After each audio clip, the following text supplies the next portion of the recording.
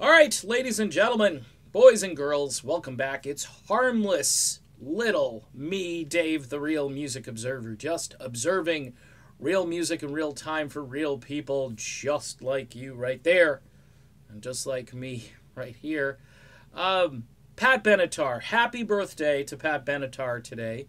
She turns 66. Pat has been an ongoing cause of mine as to why, oh, why she didn't get into the Rock and Roll Hall of Fame yet.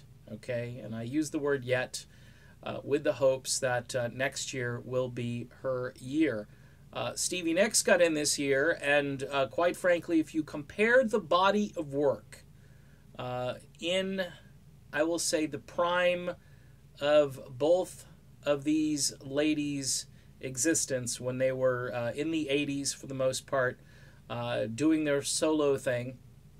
Look, it helps Stevie Nicks, by the way, that she does have this band that she can go back to, all right, and go back and forth. That is really helpful for a solo career. Ask Phil Collins. It tends to help, and it tends to keep you in the spotlight and your name out there. Pat Benatar didn't have the benefit of that, and I think has suffered because of it.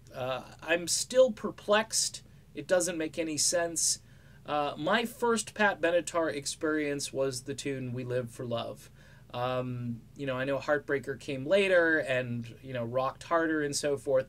But this was something different. This was somebody who had this just opera-style range in her voice. And she was floating up in the clouds. And this song was very ethereal. And it had a lot of new wave in it, which at the time was breaking big. And for me, as a younger person at that moment, I was thinking, this is it. This is, you had the Motels come out later, and you had some other things that sounded very appealing. But Pat Benatar, I think, straddled the rock, more of the harder rock elements, and the pop elements, and the new wave stuff that was coming out.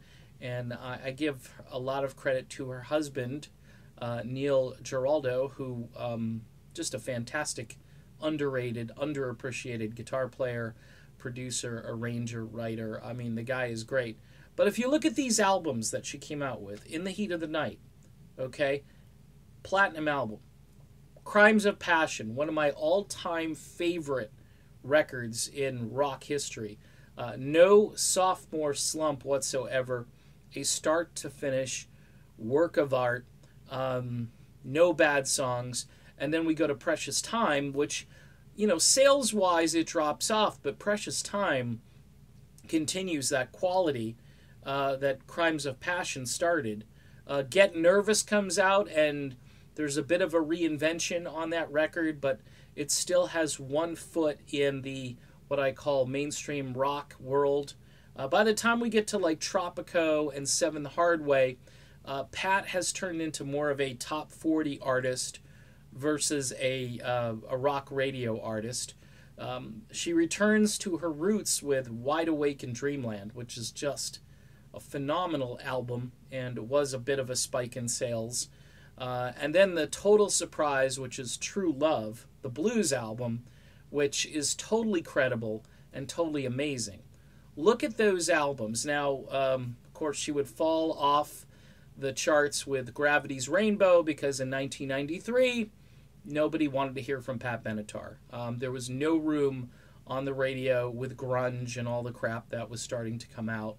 And bands that hadn't had slumps, like, Mr. Big the prior year, couldn't really get too much airplay. They had to resort to covering Cat Stevens tracks and so forth. So, what a career. Vocally speaking, look, she's a stronger vocalist than Stevie Nicks, okay? I don't know. I guess if you're talking about songwriting, somebody said that Nicks writes all her own stuff. I didn't go back and look and make sure who wrote what. I'm looking at quality of material, the voice, the pioneering attitude, spirit, all of those things. Not just, hey, we need a woman because she was inducted as a member of a band.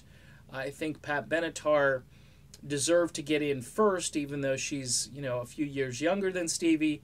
But based on material and based on her amazing voice and really keeping to her style and still out there today putting on a great show with her husband, it's just sad that the Hall of Fame hasn't even nominated her yet, which is really pathetic. So there you go. It's my opinion on Pat Benatar. She obviously needs to get into the Hall of Fame, and I'm hoping next year will be her year. All right, done with this video. Be back soon with more, so stay tuned for that.